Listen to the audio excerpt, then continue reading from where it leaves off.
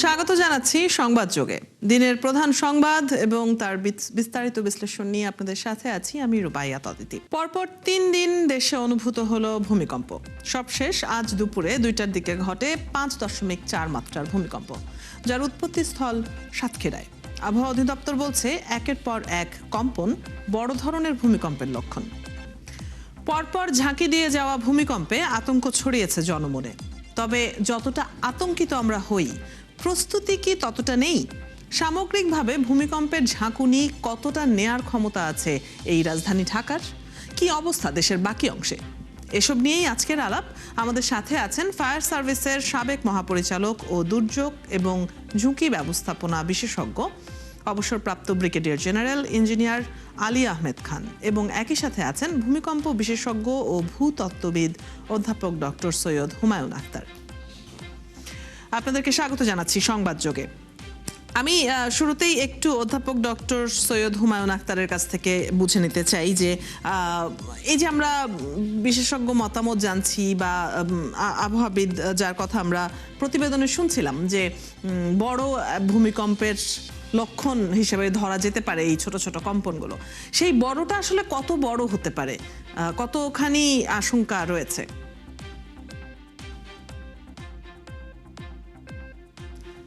আপনার ডিভাইসের audio unmute করে নিতে হবে, আপনাকে শুনতে পাচ্ছি না। ধন্যবাদ আপনাকে। আমাদের বাংলাদেশ 3টা প্লেটের সংযোগস্থলে অবস্থিত এবং এই প্লেটের সংযোগটা আপনার ইন্ডিয়া এবং বার্মা প্লেটের সংযোগটা বাংলাদেশের অভ্যন্তর দিয়ে গেছে। তো সংগত কারণেই বাংলাদেশ ভূমিকম্পে সক্রিয় ভূমিকম্প অঞ্চলের মধ্যে রয়েছে এবং এখানে ঘন ঘন ভূমিকম্প হবে, এটাই স্বাভাবিক। তবে সেই ভূমিকম্পের উৎসটা হচ্ছে আমাদের পূর্বাঞ্চলে, যেখানে সিলেট থেকে কক্সবাজার এই অঞ্চলটা, এবং হচ্ছে উত্তরে ডাউকি ফল্ট এবং তারও কিছু উত্তরে হিমালয়ান যে পাদদেশ, হিমালয়ান মেন বাউন্ডারি থ্রাস্ট। কিন্তু আজকে আপনার যে অপরাহ্নে যে আপনার সাতক্ষীরায় যে ভূমিকম্পটা হলো 5.3 মাত্রার, সেটা আপনার হচ্ছে এই আপনার প্লেট বাউন্ডারি থেকে অনেক দূরে, 300 কিলোমিটার সাবডাকশন জোন থেকে 300 কিলোমিটার পশ্চিমে। সেখানে কোনো আসলে উৎস নেই এবং সেখানে আপনার অন্য ভূতাত্ত্বিক কারণে সেই ভূমিকম্পটা হচ্ছে, কিন্তু এখানে এর থেকে বড় মাত্রার ভূমিকম্প হওয়ার এখানে আশা নেই। আর এই ভূমিকম্পগুলা যদি আপনার হচ্ছে আমি যেটা বললাম যে উৎসস্থল, যেটা সাবডাকশন জোন এবং ডাউকি ফল্ট, এই অঞ্চলে যদি ছোটখাটো ভূমিকম্প হতো, তাহলে হ্যাঁ, সেখানে আমরা যে আশঙ্কাটা করে আসছি যে এই সাবডাকশন জোনে 8.2 থেকে 9 শক্তির সম্পন্ন হওয়ার মতো ভূমিকম্পের শক্তি এখানে জমা হয়ে আছে, তাহলে সেটা একটা ভিন্ন জিনিস থাকতো আর কি। যেটাই হোক না কেন, বাংলাদেশের আপনার যে ভূমিকম্পের উৎসস্থল, যেটা আমরা বারবার বলে আসছি, সেখানে বিপুল পরিমাণ শক্তি জমা হয়ে রয়েছে এবং এই শক্তি আজ হোক কাল হোক বা আগামী 50 বছর হোক, সেটা বের হবে। এখন আমাদের কথা হচ্ছে যে আমাদের প্রস্তুতি, যেটা আপনিও উল্লেখ করেছেন।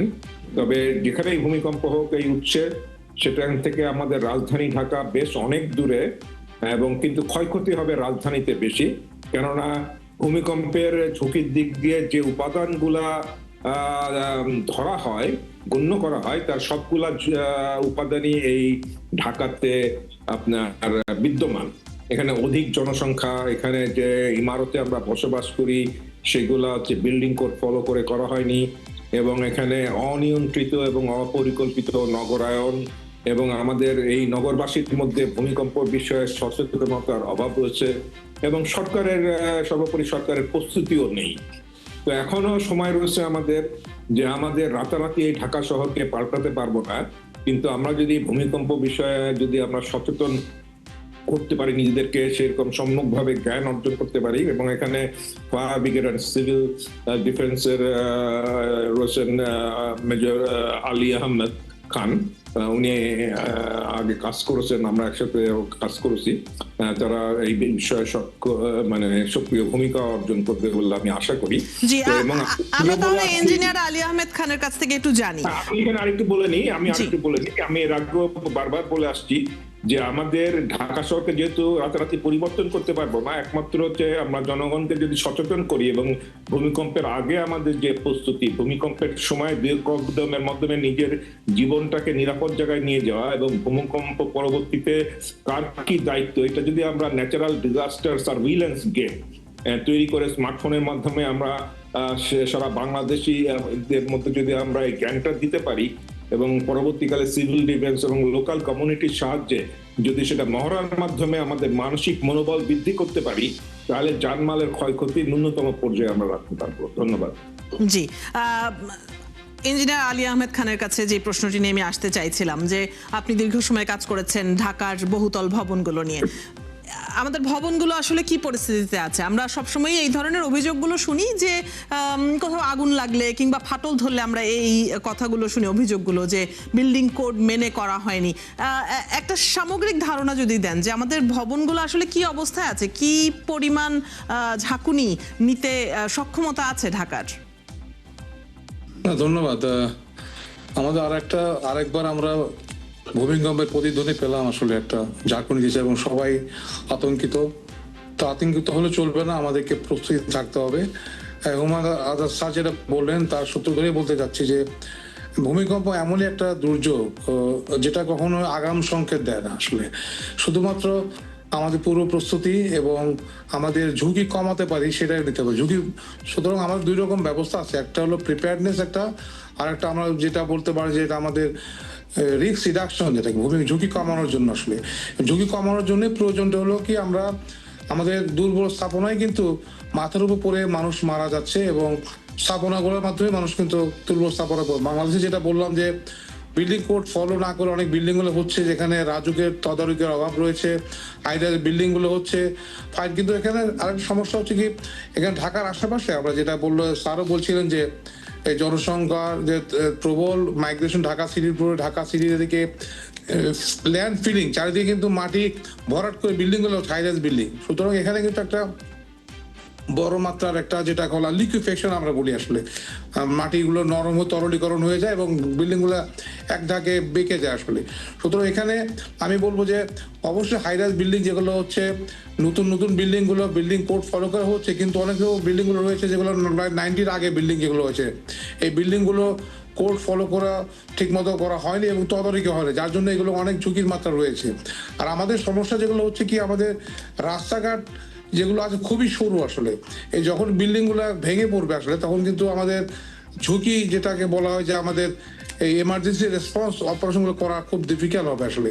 সুতরাং এখানে একাধারে যেভাবে আমাদের কঠোরভাবে বিল্ডিং কোড ফলো করতে হবে রাজুকের মাধ্যমে, রাজুকের এই স্ট্রাকচারাল ক্যাপাসিটি কিন্তু রাজুকের নাই আসলে। বিল্ডিং গুলো মানুষ বানাচ্ছে এবং এগুলো চেক করার জন্য কিন্তু একটা সেট অফ এটা ইঞ্জিনিয়ারিং স্ট্রাকচার ইঞ্জিনিয়ারিং গুলো সাইন করা হয় না। সুতরাং এই বিল্ডিং গুলো সেজন্য কিন্তু এখনো কিন্তু কি মাত্রা কিভাবে একটা ঝুঁকি নেবে, আসলে কতটুকু ঝুঁকি নিতে পারবে সেটা কিন্তু এখনো কিন্তু পর্যবেক্ষণের রয়েছে আসলে। সে ব্যাপারে একটা আমাদের BBR বিল্ডিং রেগুলেশন অথরিটি একটা রিসেন্টলি এটাকে একটা অথরিটি দ্বারা করানো হয়েছে। এটা এখনো কিন্তু পূর্ণাঙ্গভাবে অপারেশনালাইজ হয় নাই। তবে আপনি যেটা বললেন যে ঢাকার বিল্ডিং গুলো যেটা রয়েছে, ঢাকার বিল্ডিং গুলোর সাথে সাথে কিন্তু ঢাকার কিন্তু যেগুলো আছে ইলেকট্রিক্যাল লাইন, গ্যাস লাইন, এগুলো কিন্তু একটা বিরাট বড় একটা ডিজাস্টারের ভূমিকা পালন করবে। কারণ এই লাইনগুলো কিন্তু এখন অরক্ষিত, লাইনগুলো সঠিকভাবে এই বৈদ্যুতিক লাইন, ইলেকট্রিক লাইনগুলো অটো শাটডাউন সিস্টেম করা হয় নাই। সেটা একটা অনেকদিন আগে থেকে কিন্তু আমরা অনেক বলছি এটার ব্যাপারে, অবজারভেশন দেওয়া হয়েছে, কিন্তু সংশ্লিষ্ট অথরিটি কিন্তু এখনো উদ্যোগ নেয় না আসলে। সুতরাং বিল্ডিং ভাঙার সাথে সাথে কিন্তু এই গ্যাস লাইনগুলো একটা বড় রকম একটা ডিজাস্টার হবে এবং একটা ইনফার্নের মতো হয়ে যাবে, আগুন লেগে যাবে। সুতরাং এখানে আমরা বলবো যে একাধারে যে ঢাকা সিটির ঝুঁকিগুলো রয়েছে, এই ঝুঁকিগুলোর জন্য আমি মনে করি কঠোরভাবে বিল্ডিং কোডগুলো ফলো করা উচিত এবং যে দুর্বল স্থাপনা যেগুলো রয়েছে, যে পুরনো ঢাকার এবং যে সমস্ত বিল্ডিংগুলো চেক করতে হবে, মনে করি আমাকে বলে ইন্সপেকশন করে বিল্ডিংগুলো সঠিক আছে কিনা সেটা এটা আমাকে শক্তিশালী করানোর একটা উদ্যোগ নেওয়া প্রয়োজন আসলে। সেটা কিন্তু আমাদের, এবং যেটা বিল্ডিং খুব পুরনো হয়ে গেছে সেটা ভেঙে ফেলতে হবে। সে ব্যাপারে কিন্তু রাজুক, সিটি কর্পোরেশন সবসময় কিন্তু একটা বিভিন্ন মতামত নেয় এবং এবং তারা কিন্তু একটা কাজের মধ্যে তাদের কিন্তু তারপর আসলে বৈষম্য কার্যক্ষেত্রে সমতা আমরা সেটার খুব একটা প্রয়োগ দেখি না। আসছি আপনার কাছে আবারও, আমি অধ্যাপক ডক্টর সৈয়দ হুমায়ুন আখতারের কাছে একটু যদি জানতে চাই যে আমরা একটা ব্যাপার, আপনি প্রস্তুতির কথা বলছিলেন, কি করণীয় সেটা নিয়ে আসলে আলোচনা যখনই হয় একটা বিষয়ে সবাই খুব কমন যেটা জানে সেটা হচ্ছে ভবন থেকে নেমে দাঁড়াতে হবে। এখন ঢাকার ভবনগুলো যেভাবে গায়ে গায়ে লাগানো এবং এক একটা বিল্ডিং আসলে 8-10 তলার ওপরে, তার চাইতেও বেশি, সেখান থেকে হুড়োহুড়ি করে নামা কিংবা নেমে আসলে যেখানে দাঁড়াবে সেই জায়গাটিও কোনো না কোনোভাবে অন্য কোনো বিল্ডিং এসে ভেঙে পড়লে সেই জায়গাটিতেই হয়তো পড়বে। তো এরকম যখন আমাদের পরিস্থিতি, তখন হুড়োহুড়ি করে বিল্ডিং থেকে নামার প্রয়োজনীয়তা আসলেই কি আছে? না না, মোটেই না, বরং এটা হচ্ছে মানে আত্মঘাতী জিনিস। যেটা হুড়োহুড়ি করে নামতে গেলে এটা হচ্ছে আত্মঘাতী হবে। এটা আমি প্রথমেই বলেছি যে যখন ভূমিকম্প হবে, ভূমিকম্পের সময় 2-1 কদমের মধ্যে নিরাপদ আশ্রয়ে যাওয়া। এখন নগরবাসীর প্রশ্ন হচ্ছে নিরাপদ জায়গাটা কোথায়?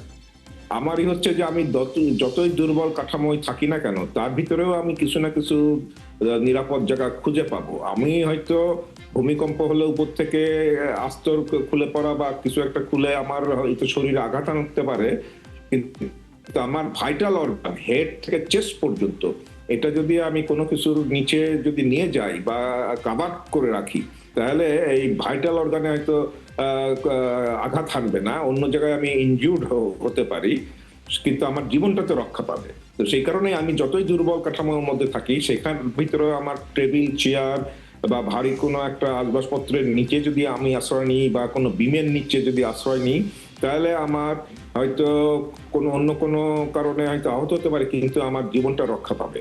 তো এইভাবে আমরা হয়তো যারা এই বিষয়ে কাজ করছি, গবেষণা করছি, আমরা কি ধরনের টপোলজির বিল্ডিং এ কতটা রিস্ক এবং সেখানে কি ধরনের আসবাবপত্র এবং বিল্ডিং এর কোন কোন স্থানগুলা এবং কোন কোন আসবাবপত্রের নিচে আমাদের দেহ, বিশেষ করে ভাইটাল অর্গান, আমার মাথা থেকে বুক পর্যন্ত নিয়ে যেতে হবে বা তার শেল্টারে রাখতে হবে, সেটা যদি আমরা ওই যে ন্যাচারাল ডিজাস্টার সার্ভাইলেন্স জ্ঞান এটার মধ্যে যদি আমরা বলে দিই, সুনির্দিষ্টভাবে দেখিয়ে দিই, তাহলে আমার মনে হয় এটা সবার জন্য খুব সুবিধা হবে। এই জিনিসটা আমি বারবার বলে আসছি, কিন্তু কিছুদিন আগে আমরা যে গত 21শে নভেম্বর ভূমিকম্প হলো, যেটা স্মরণকালে তীব্র ঝাঁকুনি নগরবাসী সহ আশেপাশে এলাকা অনুভব করলো, তখন সরকার বেশ আমাদেরকে ডাকলেন, আমাদের কাছে প্রস্তাবনা চাইলেন। সেখানে আমি আশু করণীয়, তারপরে আপনার মধ্য অবস্থায় কি করণীয় এবং দীর্ঘমেয়াদী কি করণীয়, সেইগুলো আমি লিখিত প্রস্তাবও দিয়েছি এবং সেখানে আমার বক্তব্যও দিয়েছি। কিন্তু আমি জানি যে এটা হচ্ছে সরকারের, যখন যে সরকার থেকে সবাই একই জিনিস করে, পরবর্তীকালে ভূমিকম্প 2-1 দিন পরে লোকজন কথা বলবে, আবার এটা নিয়ে সরকার চুপচাপ হয়ে যাবে। তো এই যে এই আজকের যে ভূমিকম্প হলো, এটা ওই অঞ্চলের জন্য স্মরণকালের তীব্র ঝাঁকুনি হয়েছে, তারা খুব আতঙ্কিত হয়েছেন। ওখানে অনেক বিল্ডিং ক্ষতিগ্রস্ত হয়েছে, মাটির যেগুলা বিল্ডিং সেগুলা ভেঙে পড়েছে, যে তারপর এখানে কীট দেখছি ফ্র্যাকচার হয়েছে। তো আমার মনে হয় এটা একটা সবার জন্যই আমাদের একটা ওয়ার্নিং, যে আমাদের নিজেদেরকে মানসিকভাবে প্রস্তুত থাকতে হবে এবং ভূমিকম্প হলে বা কোনো রকম ঝাঁকুনি হলে কোনো রিস্ক না নিয়ে নিজের জীবনকে নিরাপদে নিয়ে যাওয়া। এবং আমি মনে করি এটার জন্য একটা সামাজিক আন্দোলনের দরকার আছে। আমরা সবাই মিলে যদি একটা সামাজিক আন্দোলন করি, এটা সরকারের একার পক্ষেও সম্ভব না, কোনো সংস্থার দুর্যোগ ব্যবস্থাপনার পক্ষেও সম্ভব না। এটা সবাইকে এগিয়ে আসতে হবে, ইন্ডিভিজুয়ালি এগিয়ে আসতে হবে, প্রাতিষ্ঠানিকভাবে এগিয়ে আসতে হবে, এবং সেইভাবে আমরা একটা সামাজিক আন্দোলনের মাধ্যমে জনগণকে যদি আমরা সচেতন করতে পারি যে হ্যাঁ, আমার জীবনটা হচ্ছে সবচাইতে মূল্যবান, যত দুর্যোগই হোক আমার জীবনটাকে রক্ষা করতে হবে, এটা নিজের জীবন রক্ষা করার দায়িত্ব নিজের, এই মনোবৃত্তি নিয়ে যদি আমরা নিজেদেরকে তৈরি করি, তাহলে আমি মনে করি যে আমরা এটা মোকাবেলা করতে পারবো। এবং আমাদের এই সোসাইটিকে এমন ভাবে মানসিকভাবে প্রস্তুত করতে হবে যাতে যে কোনো দুর্যোগের পরে আমরা যাতে আবার দ্রুত আগের অবস্থায় ফিরে আসতে আর সক্ষমতা অর্জন করি, সেইভাবে নিজেদেরকে প্রস্তুত রাখতে হবে। নিশ্চয়ই। অনেক ধন্যবাদ আপনাদের দুজনকেই আমাদের সাথে আজকে যুক্ত হবার জন্য এবং এই গুরুত্বপূর্ণ আলোচনায় অংশগ্রহণ করবার জন্য। আপনাদের কাছ থেকে জানা হলো অনেক কিছুই। দর্শক, এই ছিল আজকের সংবাদ যোগে। আগামীকাল ঠিক রাত 10টায় আবারও দেখা হবে নতুন কোনো বিষয় ও তার বিশ্লেষণ নিয়ে। ৭১-এর সাথেই থাকুন।